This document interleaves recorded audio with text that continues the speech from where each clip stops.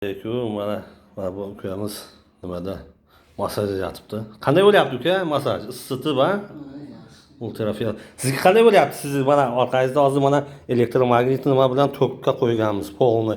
Qanday bo'lyapti tok? Yaxshi. Чувство qanaqa чувство? Yaxshi.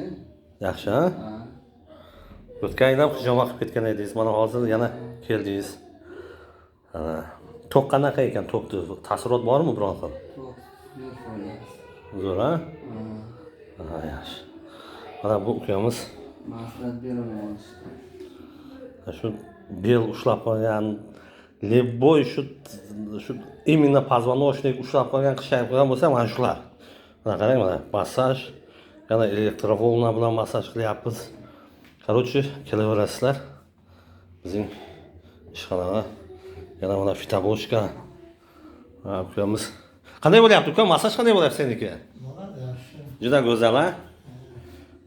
Shunda ezyapti, ha? Kayf qilasan. Ultrafioletda. Mana ukamiz, bu ukamiz bo'lsa nima qilyapti? O, doktor aka, doktor. Mana doktor keldi, zubnoy vrach.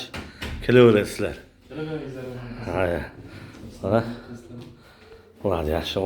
Ko'rsatgan xalq bilsin deyman-da. Ko'rsatish kerak-da xalqqa. Akamizni masajlardan, tok-pokdan keyin mana hijomasini qildik. Mana bu ukamizni betini ko'rsatmaylik. Ko'rsataverayinmi? Mana ko'rsatdim. Mana biz tok urdiryapmiz mana. Xudo xolasa masajdan turib, hozir bu tok beliga qo'ydik. Inshaalloh kelaverasizlar.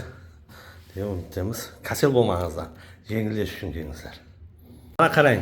Mana bu yerda sizni mana bularda, mana bu ukada olayotgan hali elektromagnitni urdik, boshqaga kirdingiz, orqangiz og'rib kelgan edi-da. Shu to'g'risini ayting, shu xalqimiz bilsin. Qanday hozir ta'sirot qanday? Juda yaxshi. Juda shunchalik yengil bo'ldim. Bu paytgacha o'zim o'taman ololmasdan o'tirdim. Mana usta bichgandan keyin, massajdan keyin, pijamadan keyin juda qo'yildi. Ha? Maslahat beraman. Mana shu hech kim avvalambor kasal bo'lmasin. Agar kimdir maslahat Yo'q, profilaktika uchun kelsa bo'ladi. Profilaktika. Ko'rsatib, mana juda elektromagnitni qanday ekan? Tok. Juda foydasi katta. Zo'r. Inshaalloh. Bo'pti, umuman kasal bo'lmaysizlar. Mana bu ukamiz hozir ham elektromagnit tok olyapti. Xudo xolasa.